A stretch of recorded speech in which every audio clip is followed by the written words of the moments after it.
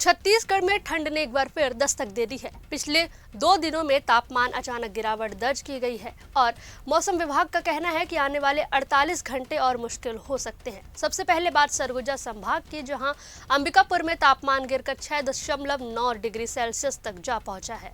कई इलाकों में सुबह सुबह सड़कें खाली दिखी और बाहर जो निकले वो अलाव का सहारा लेते हुए नजर आए। जसपुर और पेंड्रा में भी यही हाल है।